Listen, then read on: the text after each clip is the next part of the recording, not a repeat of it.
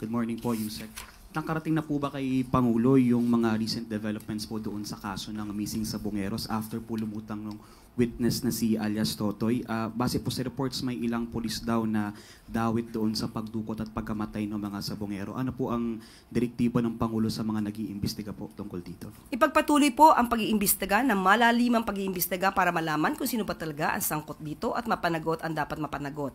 Ayon nga rin po sa DOJ, ay meron pong 4 na witnesses na maaaring tumulong, pero kailangan pa nilang i-evaluate ang mga testimony nila para malaman kung sino yung pwede maging state witness. At kailangan po talaga nila ng maliban sa testimonya ay magkaroon pa ng ibang mga ebidensya tulad ng mga larawan, pictures, videos kung meron man para mas makatulong po sa pagresolba ng kasong ito. One follow-up lang po. May mensahe po ba ang palasyo sa hudikatura after din po may lumabas na report na sinasabing masyadong makapangyarihan yung mastermind and can influence even the Supreme Court? Naniniwala po tayo sa integridad ng ating korte. At ito'y masisolusyonan na naaayon sa batas at naaayon sa rule of law.